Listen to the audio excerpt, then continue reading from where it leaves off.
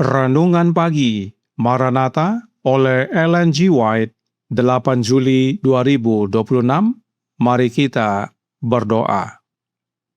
Bapa kami yang di sorga, Allah pencipta langit dan bumi, laut dan segala isinya, Allah yang maha besar, maha kuasa, sumber segalanya, yang kami sembah selalu melalui anak-Mu yang tunggal, Yesus Kristus. Terpujilah Yesus, anak Allah yang maha tinggi, yang adalah penolong dan penghibur kami. Pada pagi hari ini kami bersyukur boleh bangun dan berbakti dan sebagaimana membaca dan mendengarkan nasihat firman-Mu, kiranya ini menjadi pertobatan dan pembaharuan bagi kami semua agar tidak larut dan hanyut dalam drama-drama pengkhianatan, tetapi biarlah kami fokus untuk tinggal dalam Yesus. Beserta kami sepanjang perbaktian ini kehendak-Mu yang jadi, ampun kami akan dosa dan salah, karena kami berdoa hanya dalam nama anak Allah yang tunggal, Yesus Kristus, yang adalah Tuhan dan Juru Selamat kami. Amin. Renungan hari ini akan dibacakan oleh Ibu Maya Khan. Kepada Ibu Maya, kami persilahkan. Selamat pagi untuk kita semua. Bacaan renungan pagi kita pada pagi hari ini tanggal 8 Juli tahun 2026 berjudul Dihianati oleh Sahabat dan Kerabat. Ayat intinya terdapat di dalam Matius 10 ayat 36, dan musuh orang ialah orang-orang seisi rumahnya. Ketika hukum Allah dibuat tidak berlaku, dan gereja diayak oleh ujian-ujian menyala yang akan mencoba semua orang yang hidup di bumi, sebagian besar dari mereka yang dianggap tulus akan memberi perhatian kepada roh-roh penyesat dan akan menjadi pengkhianat serta mengkhianati kepercayaan suci. Mereka akan terbukti sebagai penganiaya kita yang paling buruk. Bahkan dari antara kamu sendiri akan muncul beberapa orang yang dengan ajaran palsu mereka berusaha menarik murid-murid dari jalan yang benar dan supaya mengikut mereka. Dan banyak yang akan memberi perhatian kepada roh-roh penyesat. Mereka yang murtad pada masa ujian akan memberikan kesaksian palsu dan mengkhianati saudara-saudara mereka demi mengamankan keselamatan mereka sendiri. Mereka akan memberitahukan di mana saudara-saudara mereka bersembunyi, menaruh serigala-serigala di jejak mereka. Kristus telah memperingatkan kita tentang hal ini, agar kita tidak terkejut oleh tindakan kejam dan tidak wajar yang dilakukan oleh sahabat dan kerabat. Kita akan mendapati bahwa kita harus melepaskan semua tangan kecuali tangan Yesus Kristus. Sahabat akan terbukti tidak dapat dipercaya dan akan mengkhianati kita. Kerabat yang ditipu oleh musuh akan berpikir bahwa mereka melakukan pelayanan bagi Allah dengan menentang kita dan mengerahkan segala upaya untuk membawa kita ke dalam kesulitan, berharap kita akan menyangkal iman kita. Tetapi kita dapat mempercayakan tangan kita ke dalam tangan Kristus di tengah kegelapan dan bahaya. Para pengikut Kristus harus siap menghadapi ejekan. Mereka akan dicaci, kata-kata dan iman mereka akan disalahartikan. Dingin dan penghinaan mungkin lebih sulit ditanggung daripada kemartiran. Orang tua akan berbalik dengan keras terhadap anak-anak. Mereka yang menerima kebenaran yang tidak populer, mereka yang dengan hati nurani melayani Allah akan dituduh memberontak. Harta yang diwariskan kepada anak-anak atau kerabat lain yang percaya pada kebenaran masa kini akan diberikan ke tangan lain. Wali akan merampas hak yang sah dari anak yatim dan janda. Mereka yang menjauh dari kejahatan akan menjadikan diri mereka mangsa melalui undang-undang yang dibuat untuk memaksa hati nurani. Manusia akan mengambil harta yang bukan hak mereka. Kata-kata Rasul akan segera terbukti. Memang setiap orang yang mau hidup beribadah di dalam Kristus Yesus akan menderita aniaya. 2 Timotius 3 ayat 12. Demikianlah bacaan renungan pagi kita pada pagi hari ini. Tuhan Yesus memberkati. Terima kasih atas penatalanan Ibu Maya. Tuhan Yesus memberkati. Selamat pagi saudaraku dalam Tuhan. Sebagaimana renungan pagi kemarin, saudara-saudara lama yang murtad akan menjadi penganiaya terburuk. Renungan pagi hari ini menyatakan hal yang serupa. Maranatha halaman 197 paragraf 3 berkata, mereka yang murtad pada masa ujian akan memberikan kesaksian palsu dan mengkhianati saudara-saudara mereka demi mengamankan keselamatan mereka sendiri.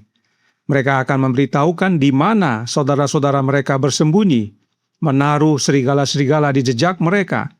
Kristus telah memperingatkan kita tentang hal ini, agar kita tidak terkejut oleh tindakan kejam dan tidak wajar yang dilakukan oleh sahabat dan kerabat.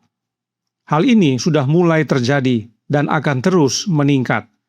Karenanya fokus kita bukan saudara-saudara kita atau keluarga kita yang murtad, tetapi fokus kita adalah apakah tangan kita memegang tangan Yesus? Adakah kita tinggal dalam Yesus dan Yesus dalam kita? Perhatikan yang Alkitab nyatakan dalam Matius 24 ayat 12 sampai 14 yang berbunyi, dan karena makin bertambahnya kedurhakaan, maka kasih kebanyakan orang akan menjadi dingin. Tetapi orang yang bertahan sampai pada kesudahannya akan selamat. Dan Injil Kerajaan ini akan diberitakan di seluruh dunia menjadi kesaksian bagi semua bangsa. Sesudah itu barulah tiba kesudahannya. Umumnya fokus kita pada ayat 14. Namun ayat 12 dan 13 tentunya berhubungan dengan ayat 14. Meskipun kasih banyak orang, termasuk keluarga kita, menjadi dingin dan bahkan berkhianat kepada kita, namun kita harus bertahan sampai akhir, sebab hidup kita dan tugas kita adalah mengabarkan Injil di seluruh dunia. Tentang hal ini, Roh Nubuat berkata dalam The Desire of Ages halaman 818 paragraf 1. Berdiri hanya selangkah dari tahta surgawinya, Kristus memberikan amanat kepada murid-muridnya. Kepadaku telah diberikan segala kuasa di sorga dan di bumi, katanya. Karena itu pergilah, jadikanlah semua bangsa muridku. Pergilah ke seluruh dunia, beritakanlah Injil kepada segala makhluk. Markus 16 ayat 15. Kata-kata ini diulang-ulang agar murid-murid dapat memahami maknanya.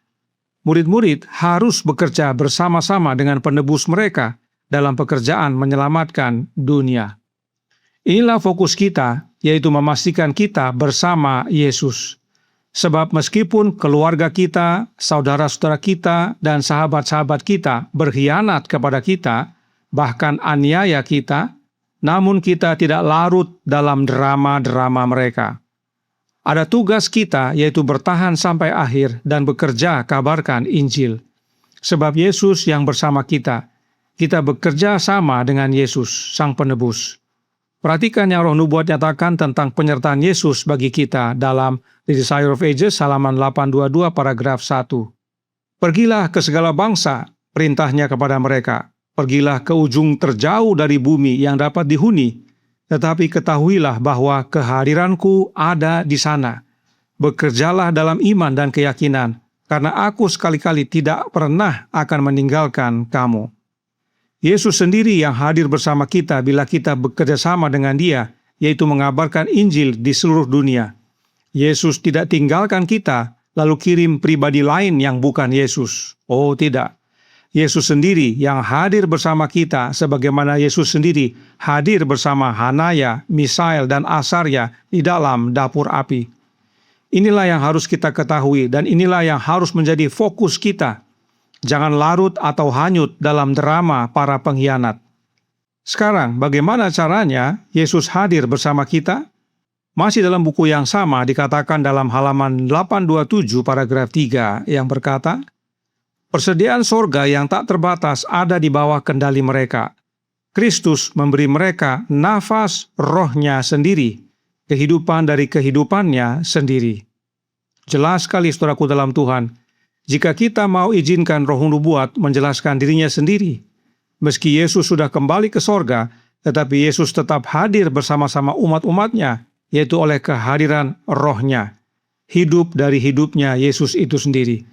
Sebab Yesus sendiri telah berjanji untuk menyertai kita sampai kepada akhir zaman, dan Yesus sendiri yang pastikan kemajuan pekerjaannya dan hadir bersama kita dimanapun kita berada saat kita mengabarkan Injil. Jadi, meski kasih banyak orang, termasuk keluarga dan sahabat kita, menjadi dingin, namun kita tidak ikut menjadi dingin. Kita bertahan karena Kristus tinggal di dalam kita dan menyertai kita, sehingga kita dapat mengabarkan Injil di seluruh dunia agar tiba kesudahannya. Sebab oleh kehidupan kita di dalam Yesus, itulah kesaksian Injil bagi banyak orang. Meski diejek, dicaci, dianiaya, dan bahkan dibunuh, umat-umat sisa tetap bertahan sampai akhir. Oleh sebab itu, Roh Nubuat berkata dalam manuskrip 21, tahun 1889, paragraf 19, kita harus belajar menyangkal diri, kita harus belajar keberanian, kesabaran, ketabahan, dan kasih yang mengampuni. Kita tidak boleh putus asa, karena jika kita beriman kepada Yesus sebagai penolong kita, jika mata iman kita senantiasa tertuju kepadanya, kita akan menjadi seperti Yesus dalam karakter. Dia akan tinggal di dalam hati kita, dan kita akan tinggal di dalam Kristus. Inilah fokus kita, saudaraku dalam Tuhan. Jika saudara kita, keluarga kita, dan sahabat kita mengkhianati kita, itu pilihan mereka. Jangan terpengaruh. Kita tetap bersama Yesus. Tangan saudara kita, tangan keluarga kita, dan tangan sahabat kita boleh saja lepas dari tangan kita. Tetapi tangan kita jangan lepas dari tangan Yesus. Renungan hari ini berkata dalam Maranatha halaman 197 paragraf 4. Kita akan mendapati bahwa kita harus melepaskan semua tangan kecuali tangan Yesus Kristus. Sahabat akan terbukti tidak dapat dipercaya dan akan mengkhianati kita. Kerabat yang ditipu oleh musuh akan berpikir bahwa mereka melakukan pelayanan bagi Allah dengan menentang kita dan mengerahkan segala upaya untuk membawa kita ke dalam kesulitan, berharap kita akan menyangkal iman kita. Tetapi, kita dapat mempercayakan tangan kita ke dalam tangan Kristus di tengah kegelapan dan bahaya. Inilah pentingnya kita memahami makna Matius 24 ayat 12-14. Kasih banyak orang akan dingin, tetapi umat sisa tidak menjadi dingin, sebab Yesus tinggal di dalam mereka, menyertai mereka. Itu sebabnya mereka bisa bertahan sampai akhir dan bahkan bekerja mengabarkan Injil meski dalam aniaya. Karenanya, marilah kita mendekatkan diri kepada Yesus Kristus melalui iman yang hidup dan menjalankan iman sekarang dan setiap hari. Ketika cobaan datang, ketahuilah bahwa Yesus akan menolong kita. Kita dapat berserah kepada Yesus dengan keyakinan iman yang penuh, sebab Yesuslah sahabat dan kerabat kita yang sejati. Tuhan memberkati, saya bawa dalam nama Yesus. Amin. Mari kita berdoa. Bapa kami yang di sorga, Allah pencipta langit dan bumi, laut dan segala isinya, Allah yang maha besar, maha kuasa, sumber segalanya, yang kami sembah selalu melalui anak-Mu yang tunggal, Yesus Kristus. Terima kasih atas amaran pada pagi hari ini, bahwa saudara dan kerabat kami, sahabat kami, ada yang akan berkhianat kepada kami. Tetapi fokus kami bukan dengan drama-drama pengkhianatan mereka. Fokus kami adalah untuk memegang tangan Yesus selalu dan terus-menerus. Fokus kami adalah untuk tinggal dalam Yesus dan Yesus dalam kami.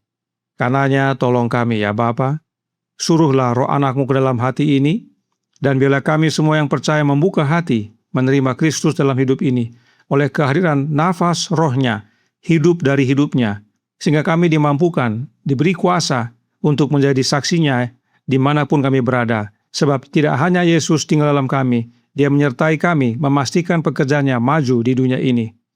Beserta kami sepanjang hari ini kehendak-Mu yang jadi, ampun kami akan dosa dan salah, karena kami berdoa hanya dalam nama Anak Allah yang tunggal, Yesus Kristus, yang adalah Tuhan dan Juru Selamat kami. Amin.